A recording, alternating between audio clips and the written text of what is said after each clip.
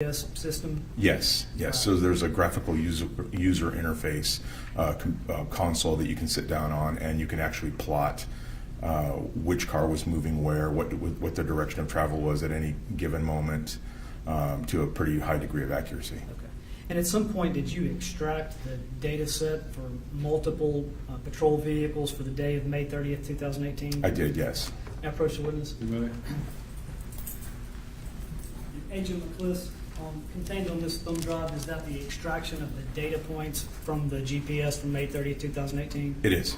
Move that as the state's next exhibit, please. So what are we up to? 87. 87. Okay, so Agent McCliss, we have, you've already testified there's data points. Now, are these data sets, can they be represented or put onto a screen and actually track where a vehicle is? Yes. So the data points can be interpreted by the graphical user interface of the software, and what it'll do is actually allow us to see superimposed on a map the different data that's basically in a database or computer format. So you can see visually the direction of travel, the speed of the vehicle, the turns it makes, and how long it's set, those sorts of things. Okay. And Agent, can you identify this disc? Yes, this is the data. I'm not sure which format this data is in, but it is the data from Deputy Lashley's vehicle. Okay, is that, I meant to, okay, Deputy Lashley's vehicle? Yes. Can you skip to the next screen? And go back one. And I'll move that exhibit as the next, or that disc as the next exhibit. So that we're clear on the record, this will be Exhibit 88, and it is GPS location data on who's? Deputy Lashley. Deputy Lashley. Yes. And Agent McCliss, is this the disc containing the data for Deputy Baker's patrol vehicle? It is. All right, and his unit was 500? Yes, that's All right. correct. So I'll move that as the next exhibit, please. Will be Exhibit 89. All right, so Agent McCliss, are you able to see the large screen? Yes. Can we dim the lights, please? Is this the interface you were discussing as to observing the location of vehicles? It is. All right. Fleet analytics. All right, go ahead.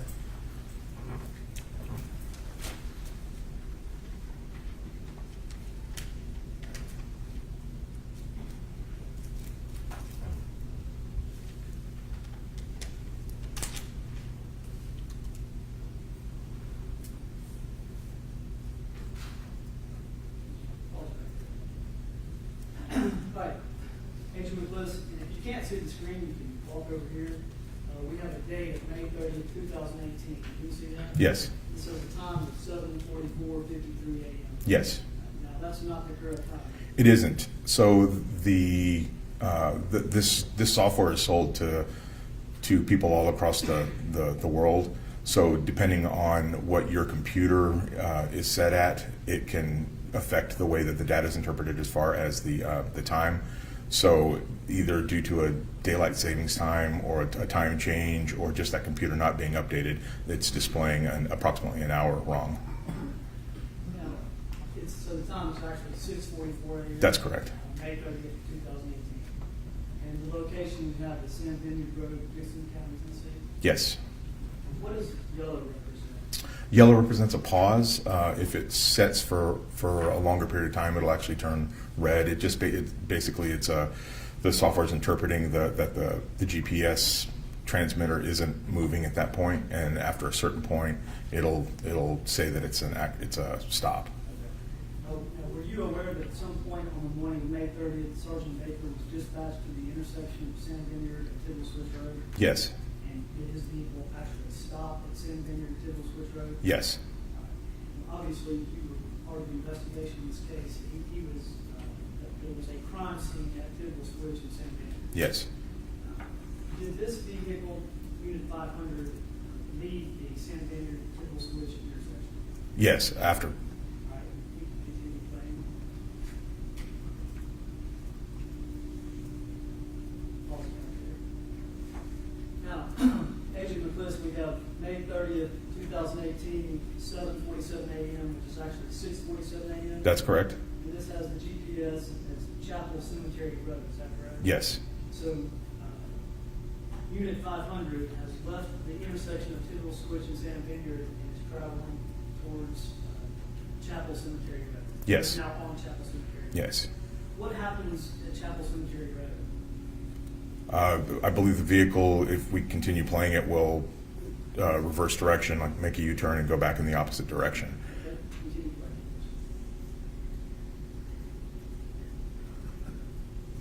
And pause right. Is that what happened? Yes.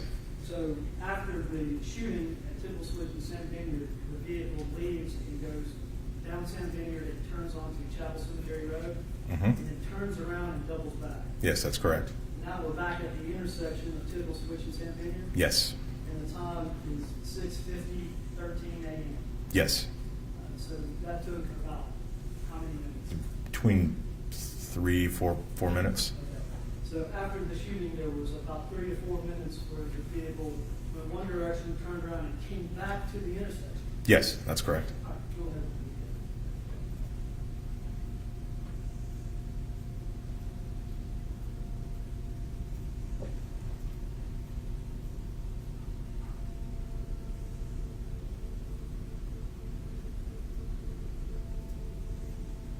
All right, and Agent McCliss, is this the final location of Unit 500? It's hard to see without the actual terrain superimposed on it, but yes, that looks exactly like.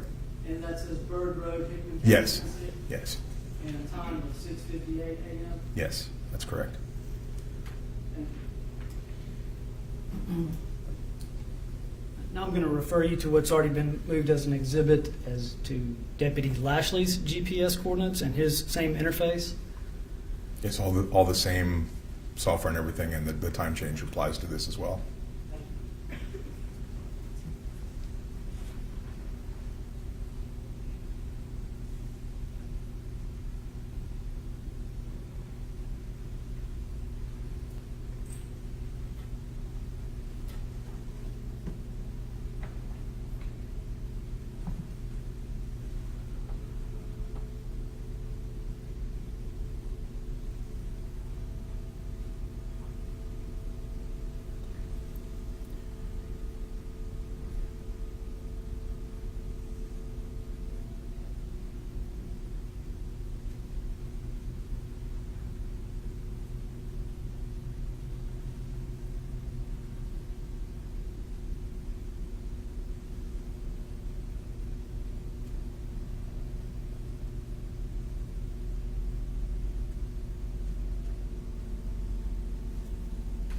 Okay, Agent McCliss, you can see that Deputy Lashley's vehicle is now stopped on San Vineyard Road at 7:59.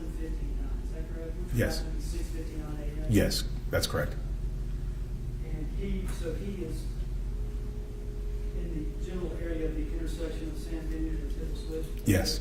All right. Thank you. Now, I want you to try to remember that time of 6:59 a.m. Okay. And if you would, please identify this photograph.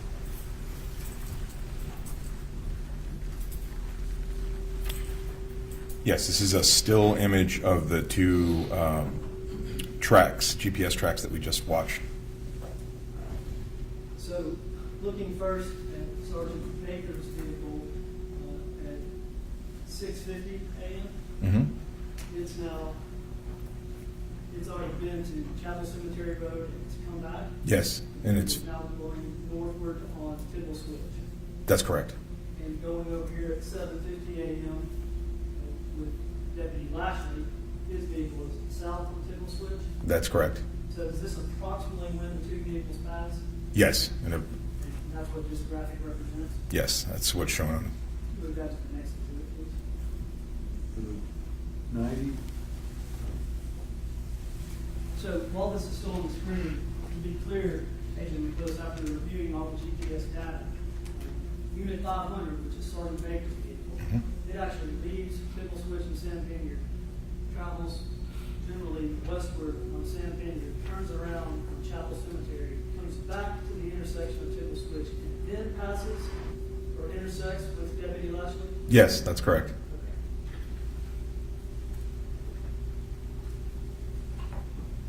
Agent McCliss, I'm going to ask you to identify this photograph.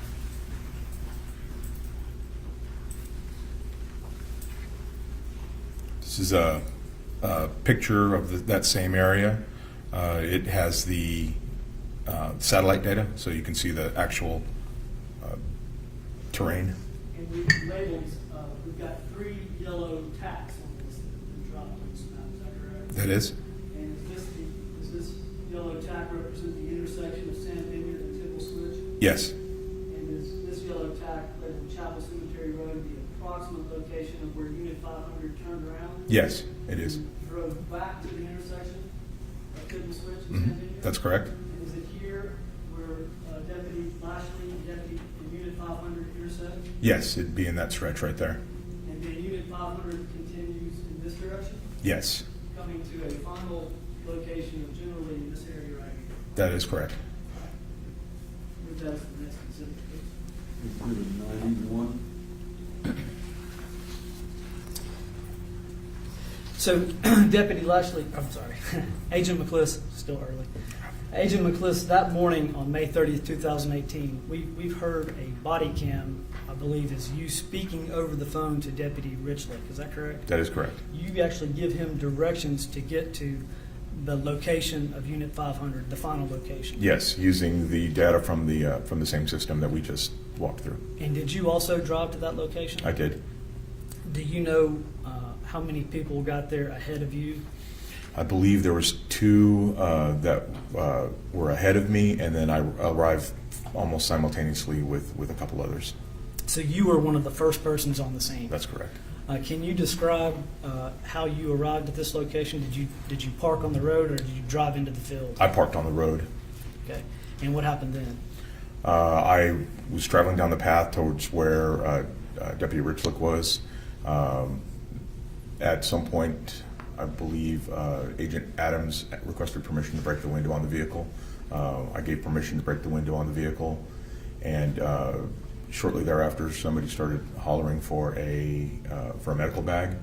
So I started running back towards my vehicle when somebody going the other direction actually said that they had a medical bag. So I started running back towards the point that's labeled the final location of Unit 500. So your understanding is that Unit 500 in this location, the doors were locked, Yes, and somebody over the radio asked for permission to break the window? that is correct. And are you the person that gave that permission? Yes, And you had the authority to do so? I did. All right. And when you approached Unit 500 in the field, what did you observe? The front window was open, was smashed. The doors were open, and Sergeant Baker's body was partially out of the vehicle. Okay. So the first arriving officers had broken the window and Yes. opened the doors? Yes. All right. And Agent McCliss, can you identify this photograph, please? Yes, I can. And what is that? This is Sergeant Baker's body, his legs out of the back seat of the car, Unit 500. And is that how he appeared when you arrived on the scene? Yes. And again, you were the third or fourth person to get to the patrol unit? Yes, I was seconds behind the other ones. And so is this the driver's? That's the rear door? driver's side rear door. Move that to the next exhibit, please. Marked as exhibit 92. And Agent McCliss, can you identify this photograph?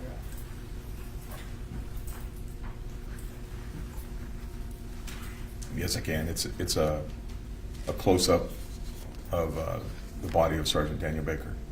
All right, so I want to talk to you about a couple of things in this photograph. One, we're looking at the back seat of the patrol vehicle, is that correct? Yes, What that's is this? This is the back seat, it is. the actual seat. What is this blocky black thing here?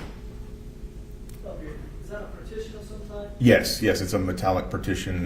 They use it for to support the grate that's between the passengers and the drivers. Okay. And is this how Sergeant Baker's body appeared to you as it had wedged into this position? Yes, Now, the next thing I want to draw your attention to is this. what is this? That's a holster. It's an empty holster. It's Empty holster, and no weapon present? no weapon present. And it's kind of hard to see, but I'm going to ask you to describe what you see here. That's Sergeant Baker's impact weapon. It's called an ASP. It's an expandable impact weapon that we're issued. Is that standard issue? It is. I issued it to him. And you issued it? Yes, that's what was one of my responsibilities as a lieutenant, was to issue equipment. So it had been either issued by me or inspected by me. And where is an ASP worn on the duty belt? It varies. I believe he carried his, I know it's somewhere on his belt. I couldn't tell you the exact position of it. That's down to personal preference. But it's worn on the duty belt? It is worn on the duty belt in a usually a plastic or a leather holder. In this photograph, the ASP is actually wedged in between what appears to be his side and his arm. Yes. I'll move that to the next exhibit, please. They marked as Exhibit 93. So, Agent McCliss, you issued Sergeant Baker his ASP. What other components of his duty belt is he issued? Everyone's issued a holster, handcuff carrier, handcuffs, impact baton, flashlights, flashlight carriers, your basic leather gear, and uniform items. Okay. So on a duty belt, we would have a holster for the service weapon, Mm-hmm. an ASP, Yes. or an impact baton. Yes. What about to carry extra magazines? Magazine holders, that would be in Those are attached to the belt? Yes. Is there a holder for a flashlight Yes. that's attached to the belt? Yes. And a flashlight is issued to deputies and sergeants? Yes. Handcuffs are issued? Handcuffs. What about, There's a large amount of flexibility. Certain officers prefer to carry certain things, so they'll purchase their own. So you can't guarantee in any given moment that 100% of the items on their belt will be things that were issued by the department, just due to personal preference. And the department never enforced any sort of regulations as to where you could carry the things. It's down to body mechanics. Everybody carries their gear in slightly different positions. that makes sense. So you're issued a duty belt with the proper equipment to carry these things, but you can replace certain items with your personal choice, Yes. like a flashlight. Sure. I could go out and purchase a flashlight that I liked better than the department issued flashlight. Absolutely. So it's very common, often done. And can you identify this photograph?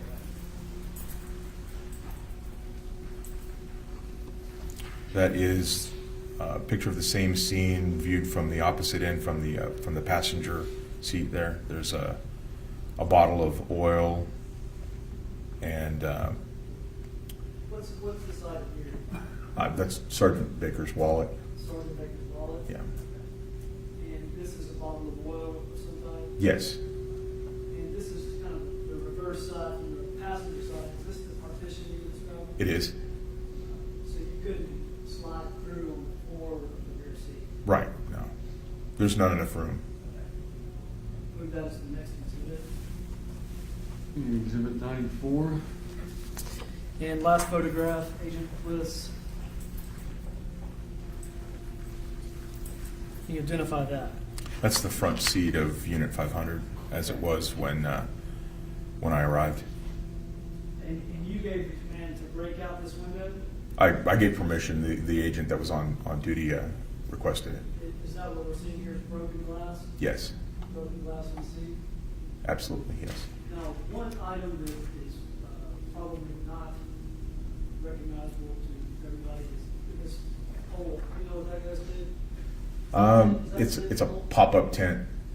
Yeah, like a not a full tent, but what would you call it, like an awning or like a portable thing that you would use for like a yard sale or something like that. Was it a pop-up tent or an awning put over the vehicle? Yes.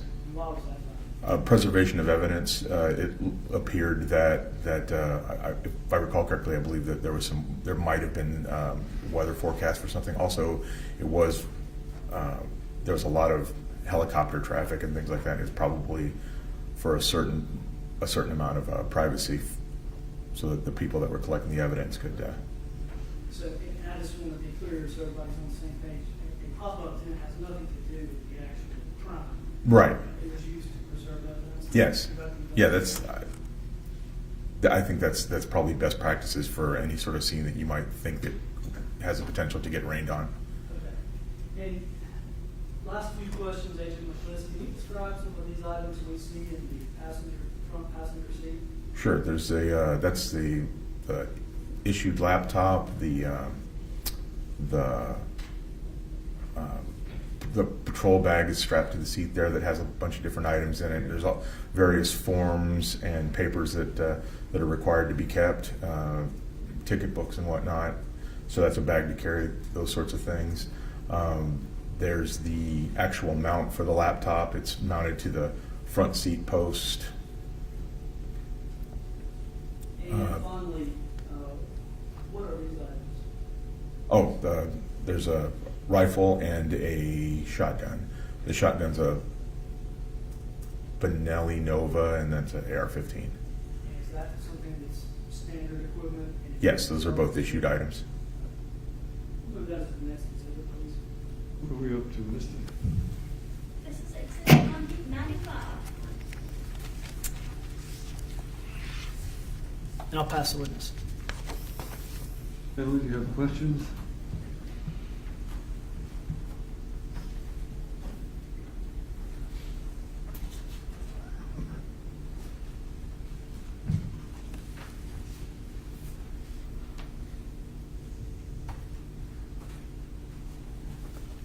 Good morning. Morning.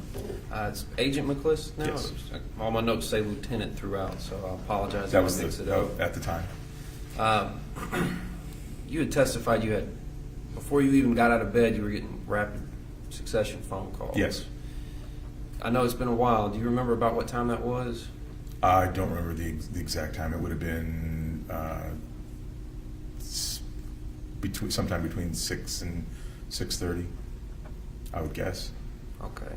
I don't even think that Deputy Lashley had arrived on scene until about 6:45. Is that about right? I believe you'd have to refer to the body camera. The body camera would be more accurate in what time the deputies were calling me, in my recollection. Fair to say you don't remember exact times then? No. Okay, that's fine. I know you vividly remember it. I can understand why, but you don't remember when exactly you were getting out of bed and things like that. Right. Understood.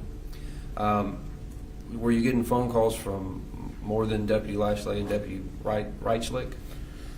Dispatch. I believe I got a call from dispatch, or I made several calls in that intervening time as well to dispatch. I don't remember who initiated which call. Just there was a whole lot of chaos. Yes, there was a slew of calls going back and forth between me and those deputies and the dispatch. Okay. And to your knowledge, were there any photographs taken prior to breaking the glass and opening the doors of the patrol car? None other than the images that would have been captured by whoever had their body cameras. Okay. And we saw one photo of the front passenger, the front seat. I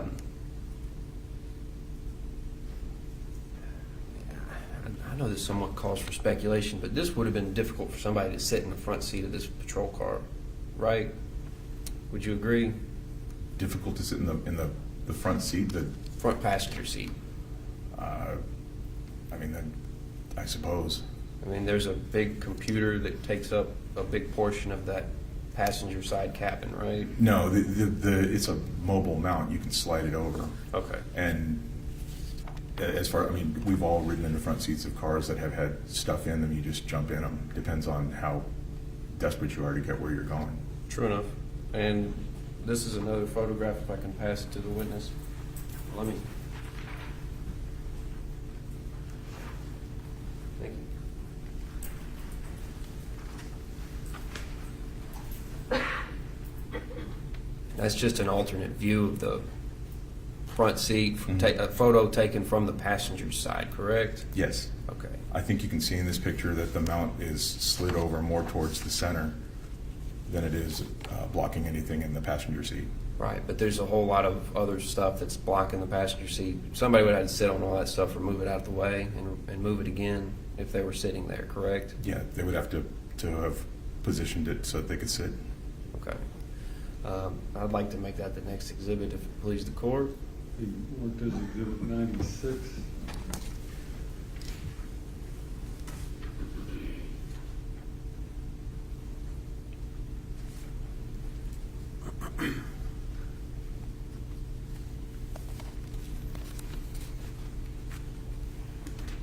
I'll pass the witness. Thank you. I'll wait 1 second. No further questions? I think you may be still consulting.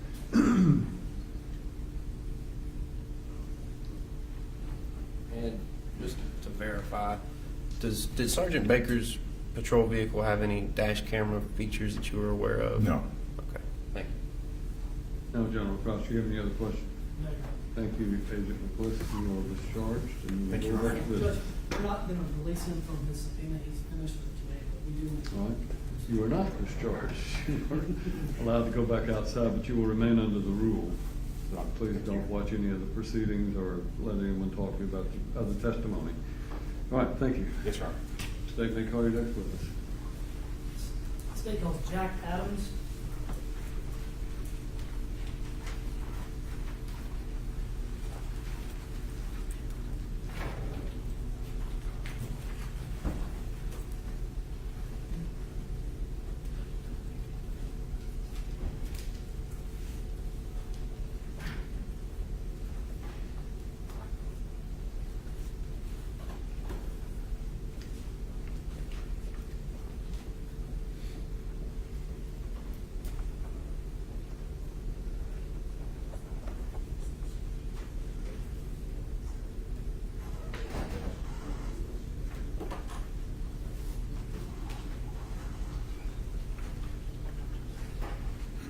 You'll step right up here, please, and raise your right hand and face our clerk so she can place you under oath.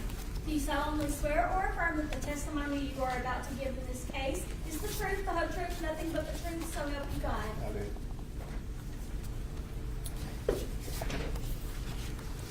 Good morning. Will you state your full name, please, Jackie Ray Adams, and spell your last name? ADAMS, Thank you. Mr. Adams, where do you live? Bon Aqua, Tennessee, Okay, and is that in Dixon or Hickman County? Hickman. Hickman County. And specifically, do you live on Bear Creek Road? Yes, sir. All right. How long have you lived there? 15 years. 15 years. And you were living on Bear Creek Road on May the 30th of 2018? Yes, sir. All right. Do you remember being at home on the morning of May 30th, 2018? Yes. And what happened? After watching newscast, had a bulletin come over about a shooting, and come find out it was close by a farm property, and my brother called and said, "Did you see the news?" I said, "Yes." And I just started looking out the door, and I saw movement, and I thought maybe it was a deer. But come find out it was somebody. So they started walking down the driveway toward the cabin, and then they disappeared behind the shop, my workshop. So I went out to check, see where they went. Okay. So before we go any further, let me kind of get an idea of your property. It's kind of a large piece of property that you own. Is that right? Yeah, 40 acres. 40 acres. Part of the land is cleared, but some of it's got timber on it Yes, sir. and a pond, Yes, sir. and it borders a couple of different roads. Is that right? Yes, sir. All right. Can you identify this photograph, please? Or it's actually a map.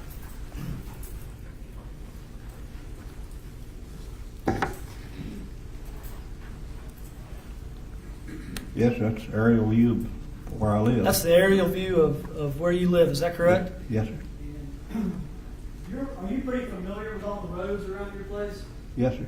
Are you familiar with the intersection of Tyndall Switch and San Daniel? Yeah, they got the road. It's kind of mislabeled, isn't it? Yes, it is. That's why I wanted you to look at this map, because Google don't always get it right. Yeah, What's the name of this road right here? that's Pumpkin Branch. Pumpkin Branch. And we see Pumpkin Branch, the actual creek right Yes, here. sir. So this map clearly came from Google Images.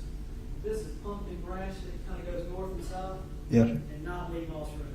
No, Lee Moss is that one that cuts off to your right there. Yeah, yeah. So what's mislabeled is just this right here. That's just Pumpkin Branch Road from there. And this is Bear Creek Road, Yeah. and your property is all this area right here. Well, not all of it, partially. On the right-hand side, running parallel to Pumpkin Branch. Yeah, right, right. So this is your pond? Yeah, it looks like it. Yeah. And there's a tag right here. Is there a cabin where you live? Yes, sir. And you have some outbuildings right Yes, here? sir. I'll move that as the next exhibit. Be marked as Exhibit 97.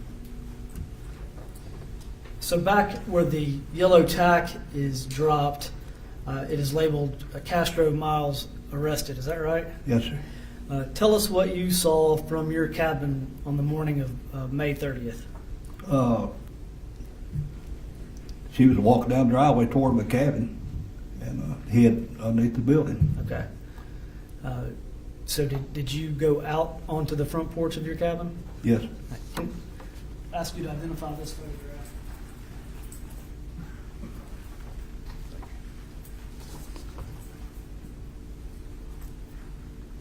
Is that a viewpoint from the front of your cabin? Yes, sir. Is the same picture up here on the screen? Yes, sir. All right, so if this photograph is taken from the front of your cabin, this is an outbuilding, is that right? At my workshop. Your workshop. And it's underneath this workshop, is that where the defendant was arrested? Well, that's where she was found? Yes, sir. Now, which direction, describe exactly what you saw when you first looked out your window and saw me. Well, I could only see her walking down the driveway because of the trees. Of course, some of the trees are gone now, but at the time they weren't. But I only saw her for a few seconds before she disappeared behind the building. Did you see her out of this area? Yes, from that area up, Up here? no, to the left, a little left. This way? Yeah, right in there, on top of her, yeah, right in there. So there's a road or a driveway that continues on through here? Yeah, driveway's on the other side. Does this go into a pasture divide? Yes, sir. And you saw movement in this area? Yes, sir. Could you see what color clothing the person had on? Well, look, the shirt or the hoodie looked kind of tan in the sunlight, and the shade in and out, so. You couldn't really tell what you saw at first? What's it? Could you tell what exactly you saw at first, whether it was a man or a woman? No, I couldn't tell. You couldn't tell? No. Too far away? Well, it wasn't so much that, it's, I only saw it for a few seconds, and she had her head down. I couldn't tell if it was a man or woman. Okay. I'll move that to the next exhibit, please. Would be marked as Exhibit 98, I think. And Mr. Adams, can you identify this?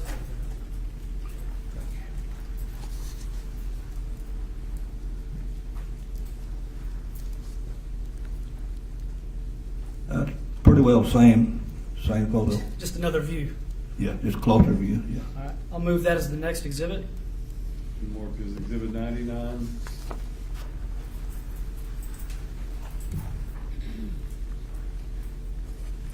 Mr. Adams, can you identify this photograph?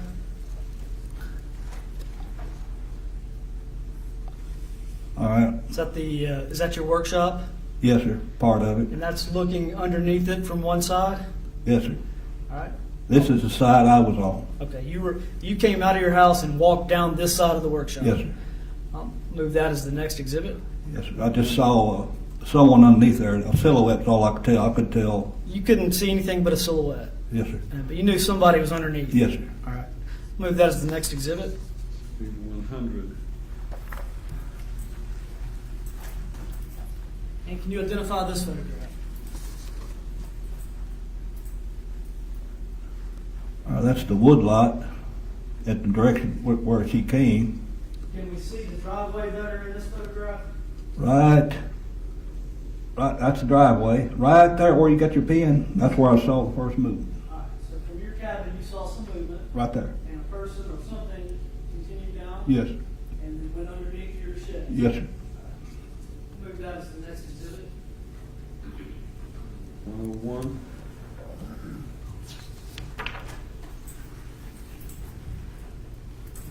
Thank you.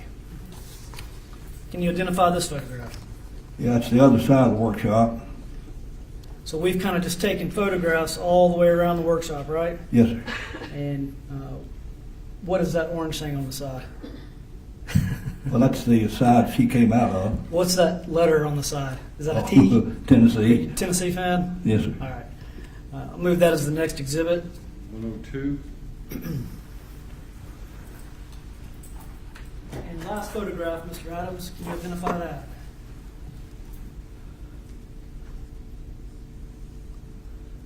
That's where she came out. All right. We see the T on the side of the shed of your workshop. To the right of the photo, where that plexiglass is. Right here? Yeah, to the right of that little. Okay. To, So, yeah, yes, sir. so tell us how she actually came out. What happened? What did you do? Well, she came out, my brother, he was on that side, and he called, said, she came out, and she, of course, I heard no mention of a woman. Right. So I went around, and she was standing there, and I ordered her to the ground, and she did, no problem. And I felt over her hoodie pocket on the outside to see if she had a handgun. And didn't feel anything, just other objects, small objects, that's about it. Okay. Do you know what object she had inside the hoodie? It could be a cell phone or smaller objects. Okay. Did she ask you for help? No, No? No. Did she ask to use your phone? no. What did she say to you? I asked, I said, where are you going? She said she's trying to get to the main road.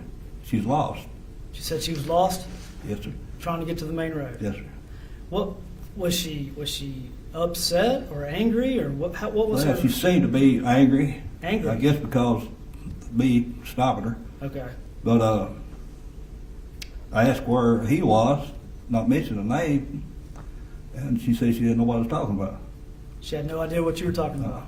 Then I said, what was he wearing? She said, black pants, black shirt, black cowboy hat, black cowboy boots. She told you he was wearing a cowboy hat Yes, sir. and cowboy boots. Yes, sir. Okay. Did I make that final photograph an exhibit? If not, I want to. And I'll move that photograph you have in your hand. I'll move as the next exhibit. And I show 103 was the last exhibit, and that would have been this one that we were just talking about. So, Mr. Adams, did she ask to use your phone? No. No. No. Just said she was trying to get to a main road. You see? All right, I'll pass the witness. Finley?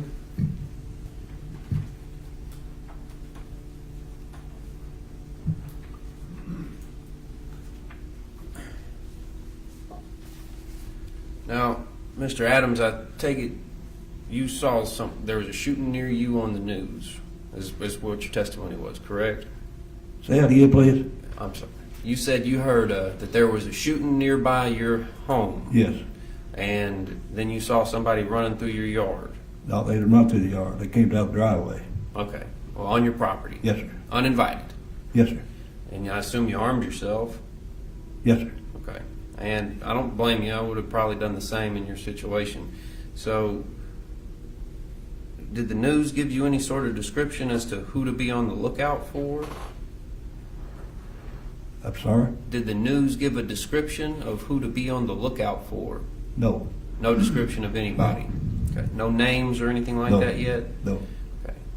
And you saw somebody coming through your property, and you, as we said, armed yourself, went around, and you ordered them to get out from under your workshop. Yes.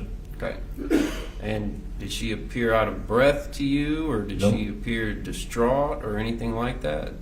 You just No. said she appeared upset or angry or something like that? Just angry. Angry. Yes. And when you say she appeared angry, what exactly, why would you conclude that? Upset, I stopped her, I guess. Upset you I stopped? still didn't know she was involved in anything, if she was. That's fine. And I mean, I'm just asking for what you saw. You know, did you see anybody else on your property? No. And you called the law, Yes. okay, and you waited for them to come get her. My brother called law, but when I went out to check, see who it was, I called him, told him to call the law and come down. About what time did you first see her? I'd say around 10:20 a.m., something like that. 10:20. You sure on the time, or just guessing? Oh, I'm guessing. Guessing. Kind of time. Okay, so around the 10 o'clock time period, you're not exactly sure when. I mean, this happened 4 years ago, right? Yeah. So you don't remember every detail, I'm sure. Between 10 and 10:30. 10:30. Okay. And you remember what she had on, Miss Erika? Well, yes, she had a pink hoodie on and black shorts. Black shorts, okay. And now she described another person to you.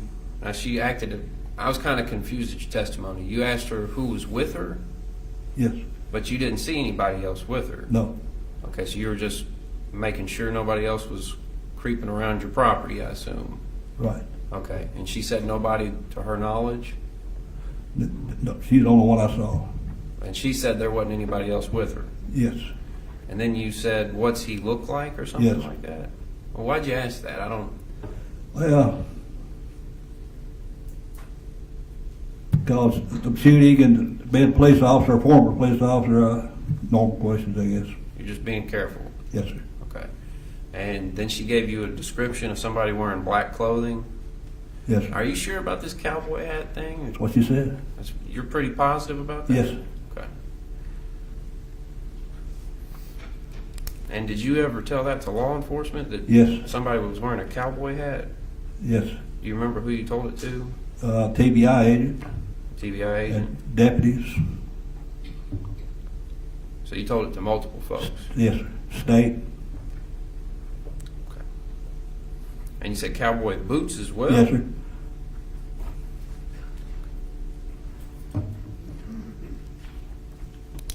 Do you remember the name of the law enforcement officials you were speaking with when you told them this thing, the cowboy hat, boots, and things No, like sir. that? No? No. Okay, all right. And when you felt around in her pocket, did you remove whatever was in her pocket, No, or you no. just left it there? No. Okay. And so when you say you thought it may have been a phone or keys or something, you're not really sure, you didn't No, check? sir. Okay. All right.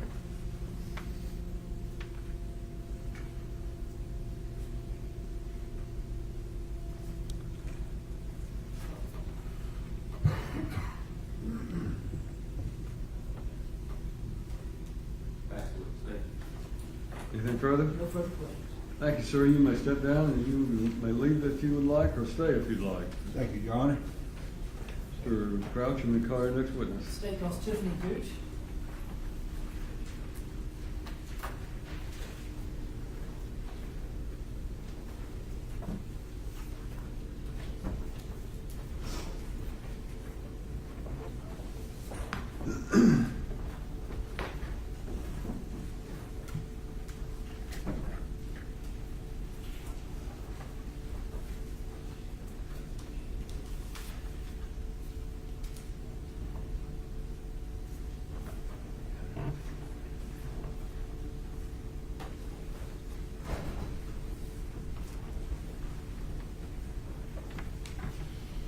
If that's true, please stand and face our clerk and raise your right hand.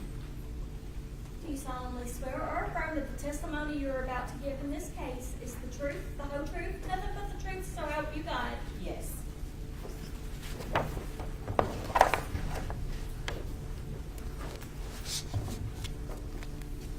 Good morning. Good morning. How are you? I'm doing well. How are you? Good, thank you. Will you state your full name for the court, please? Tiffany, Tiffany, Gooch, Gooch. Thank you. And Ms. Gooch, where are you currently employed? I'm currently employed at General Motors. What do you do there? I am an employee relations investigator. An investigator of employee relations? Yes. All right. How long have you been in that position? Since February 2022. So you kind of just started? Yes. And before February of this year, where were you employed? The Tennessee Bureau of Investigation. TBI? Yes. And what was your position there? I was a criminal investigator Okay. And how long were you a criminal investigator for the TBI? since February of 2016. Okay. Were you working on the morning of May 30th, 2018 for the TBI? Yes. And did you respond to Dixon County? Yes. How many days did you spend working a case in Dixon County? It was roughly around 3 days. 3 days? Okay. So I think the context has already been set that this initial crime happened on May 30th, 2018. Is that right? Yes. But I want to jump forward to June the 1st of 2018. Were you in Dixon County on that day? Yes. Okay. And were you present for the apprehension of Stephen Wiggins? Yes. And when he was arrested, was he taken to a location in which you did an inventory of his personal property? Yes. All right. First thing I'm going to ask you to identify is this map.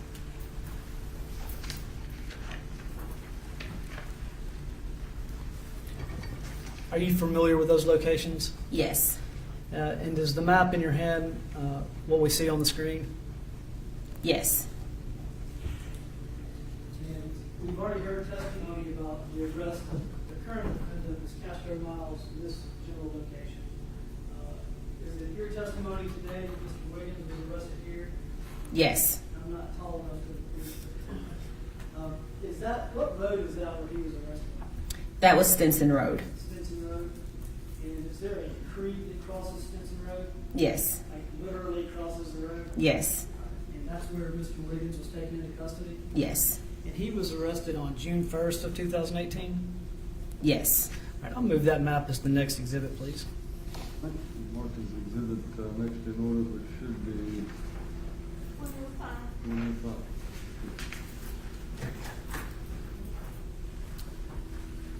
And Agent Gooch, can you identify this photograph? So this is the creek that runs through Stinson Road.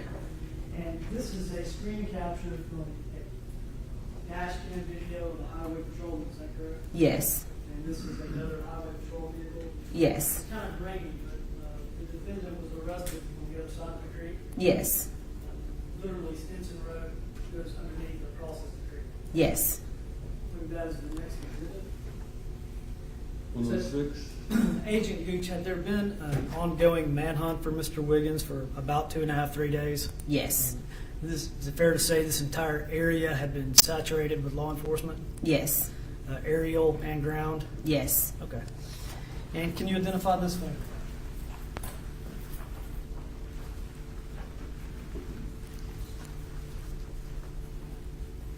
So as you can see, there is an indention within the forestry here, and that is where Mr. Wiggins was found. Yes. Right here, where it kind of looks like this greenery is mashed down and broken? Yes. And that's just on the other side of the creek. Yes. I'll move that as the next exhibit. 107. And we see a timestamp of June 1st, 2018. If he was in fact arrested on June 1st, 2018. Yes.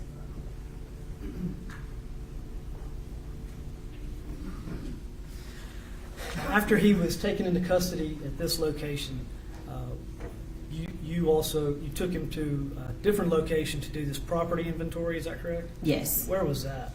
That was at the hospital, and that was at our command post. We were posted up behind that hospital. Okay, so there was a command post established several miles from this location at a hospital? Yes. All right.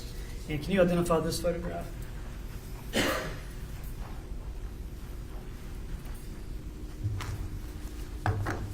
And this is Mr. Wiggins' backpack. Okay. And I will move that photograph as the next exhibit, please. 108. Is that 108? I think that's 107, Judge. Reason I went to law school instead of accounting. 107. That's the reason I'm asking y'all, so way Yeah, it is. down. 4, 5, 6. This will be 107. Thank you. All right, Agent Gooch, I have several photos that I want to go through, so kind of go slowly so we can keep the numbering in order. Okay. But I'll just ask you to identify them one at a time. Okay. Can you identify this? Yes, this is Mr. Wiggins' backpack with a black handgun. Okay. And do you know the specifics of this handgun? And you may not be able to see it in this photograph. I do know that this is a Glock, but I cannot tell the caliber. Okay. I'll move this photograph as Exhibit 108. And the next photograph. And this is a Glock 33 357. All right. And Agent Gooch, looking at this photograph, Glock 33, caliber 357, this was the personal weapon of Sergeant Daniel Baker, is that correct? Correct. I guess you call it his backup weapon? Yes. And it was recovered in Stephen Wiggins' backpack? Yes. Move this photograph as Exhibit 109.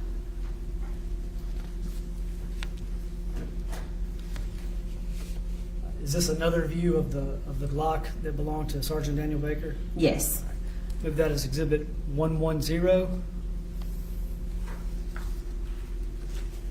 Agent Gooch, we still see the Glock 357, Glock 33, caliber 357, and is this the magazine that belonged to this weapon? Yes. I'll move this as Exhibit 111.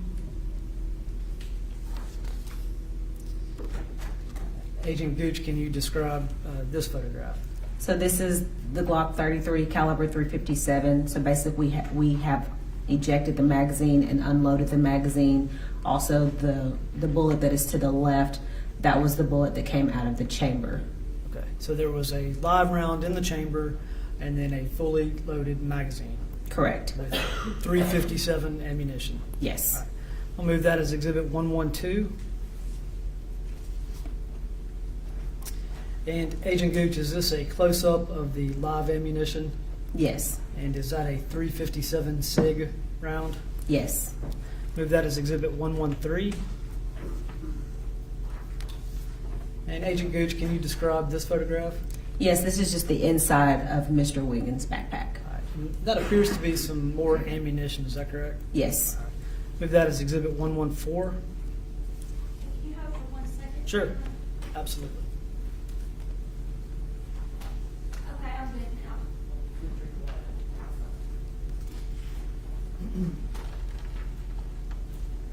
That was 114, correct? That is 114. Thank you. And next photograph, Agent Gooch. So again, this is all the contents of the Stephen Wiggins backpack. Yes. It appears you've got some just ammunition, live rounds. Yes. All right, move that as Exhibit 115. And Agent Gooch, is this a close-up of one of those live rounds? Yes. And can you identify the markings on this shell or this round? I believe this is a 45. Okay. And it may be hard to see on your photograph, Yes. but is this the lettering BLAZER? Yes. Laser? Yes. And is that a brand of ammunition? Yes. Move that as the next Exhibit 116.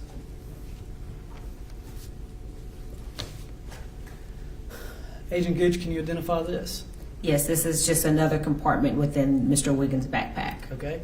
And there's a couple of things I'd ask you to pay some attention to in that. What's at the top of the backpack there? So that'll be his identification card, Mr. Wiggins' identification card. Okay. There's some other live rounds of ammunition in there and another black handgun. All right. I'll move that as Exhibit 117. And Agent Gooch, is this just a close-up of the interior compartment of the backpack? Yes. I'll move that as Exhibit 118. And Agent Gooch, is this a close-up of Stephen Wiggins' identification card? Yes. Photo identification. I'll move that as Exhibit 119. Okay, Agent Gooch, this appears to be a second weapon, is that correct? Yes. You've already identified in previous photographs Sergeant Baker's personal weapon, the 357. Do you know what type of weapon this is? I want to say that this is the high point, the Okay. 45 high point. I'll move this as Exhibit 120. Wouldn't you know we have another photograph of it? And from this photograph, can you make out the model and caliber weapon? Yes, this is the high point 45 caliber. Let's say high point right there. Yes. Firearms, 45. Yes. ACP. Yes.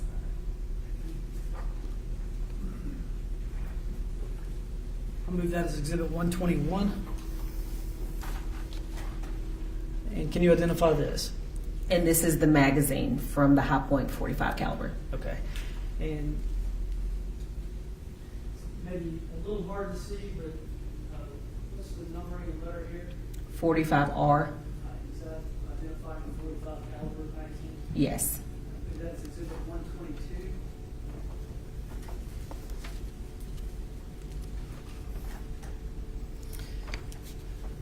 And Agent Gooch, what is this? This is the serial number from the high point.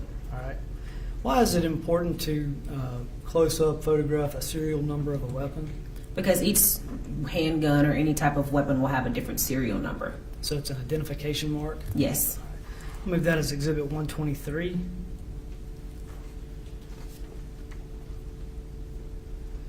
And what is this photograph?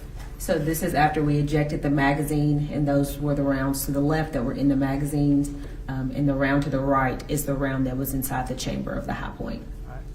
Move that as Exhibit 124.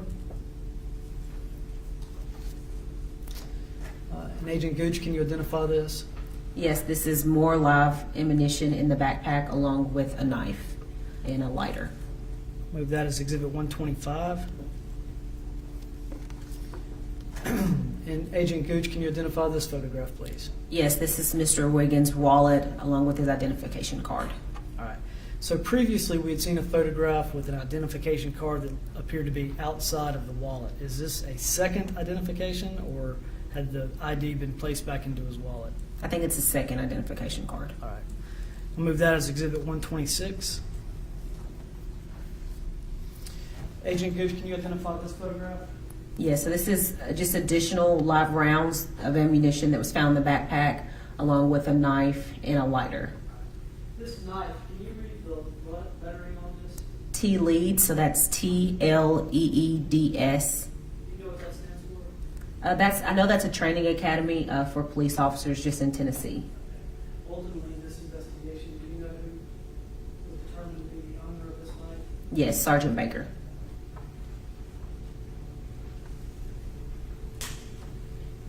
Move that as Exhibit 127.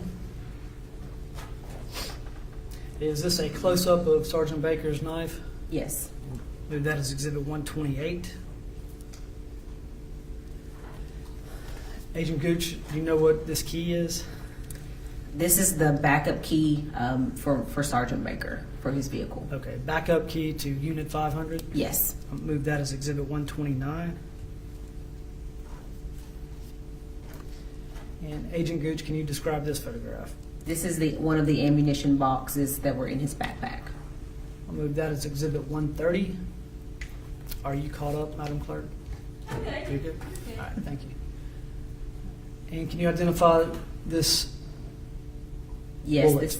this is a 9mm caliber of a bullet. All right. Was that also found in Mr. Wiggins' backpack? Yes. I'll move that as Exhibit 131. And Agent Gooch, can you identify this photograph? Yes, this is another magazine that was found inside the backpack. And you know what caliber ammunition this magazine contained? Yes, this is a 9mm. Is that a 9 and then we see at the top? Yes.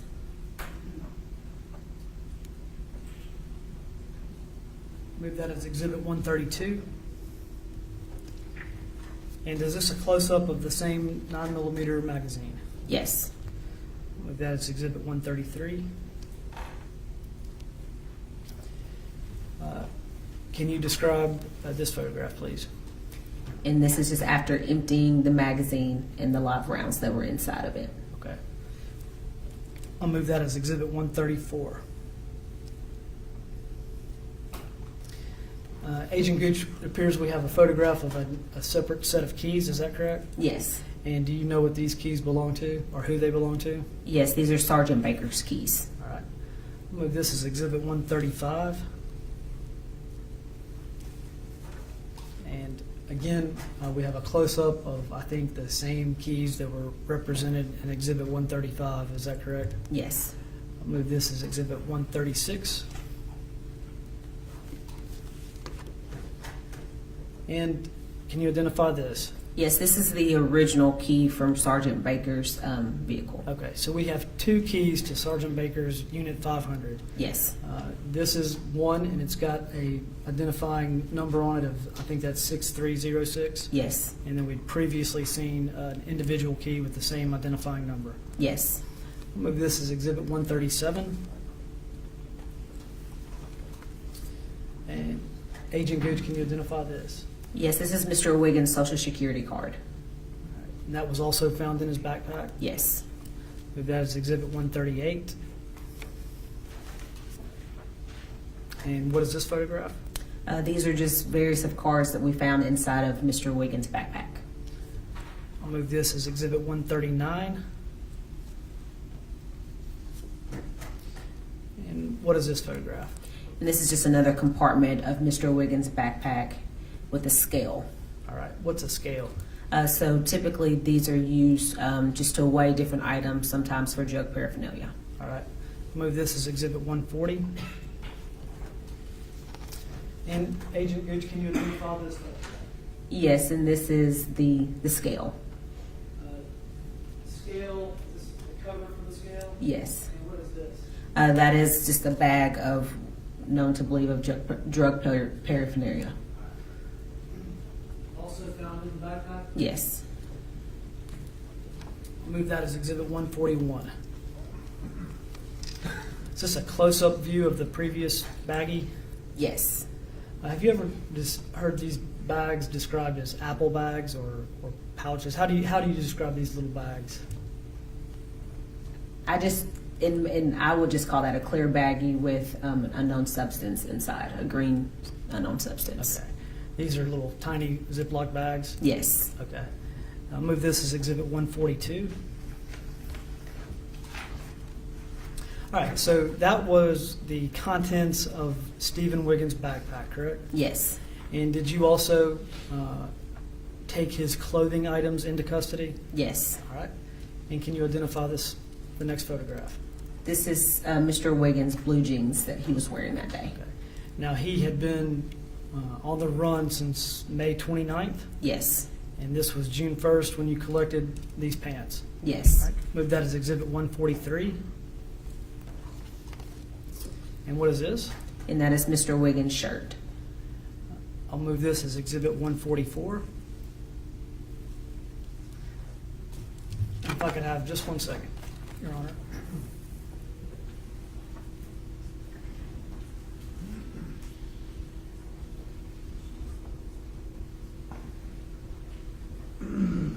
Pass the witness. Finley, you may cross-examine.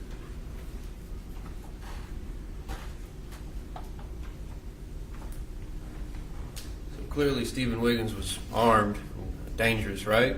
Correct. And you've done several interviews throughout the course of this investigation yourself, didn't you? Yes. And those interviews revealed Mr. Wiggins to be mentally unstable. Objection.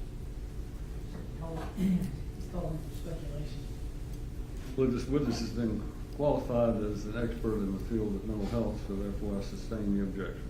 All right. In mental health? It would also, pardon? You said mental He said, your question was just, he appeared to be mentally unstable, is that right? Dangerously mentally unstable? I asked if, based on her interviews, she felt he was mentally unstable. Right. Yes, Your And Honor. I sustain the objection. It calls for speculation because she's not qualified as an expert witness. I just wanted to make sure he would say mental health. Right. Right. So, obviously he was heavily armed. He had 2 firearms and a knife on his person, right, when you found him, or when he was found. Yes. Okay. He's been on the run for 2-3 days, Yes. and he was, it looked like he'd been either getting rained on or moving through bodies of water. Everything was wet, it appeared, that you had recovered. Is that accurate? Yes. Okay. Now, all of these items that we just went through, none of this was found on Erika Castro-Miles, obviously, right? Correct. She had already been in custody. All this was found on Mr. Wiggins. Yes. Okay.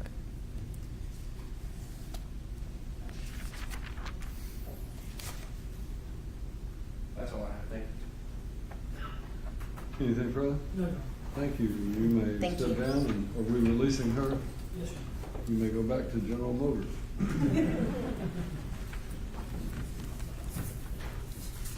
Judge, may we approach? You may. Put this off the record.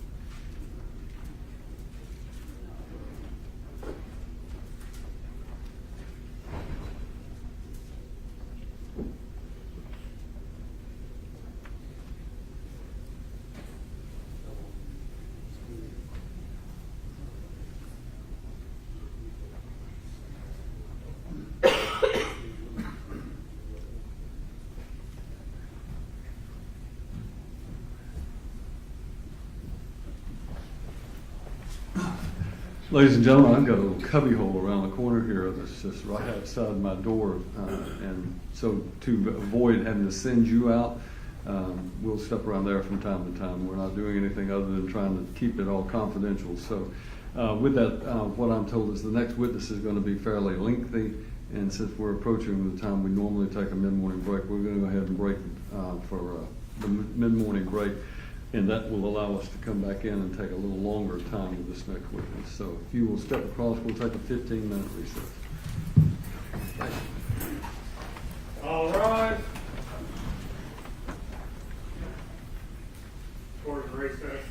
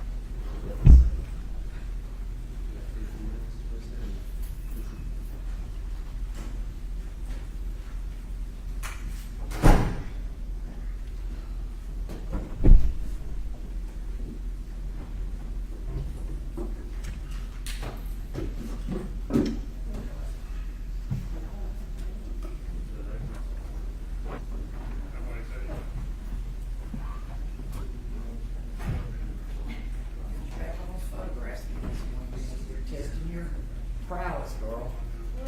Well, I'm just writing the exhibit number at the time. That's all I'm doing. You don't have to do anything. That's all I'm doing.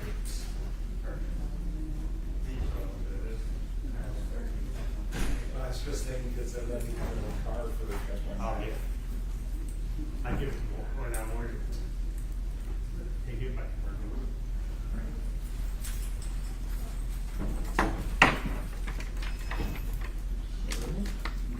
Been well, Nothing too much. you're not really whiskey before you do for a while. Say again? You go to the door, so you whiskey for a while.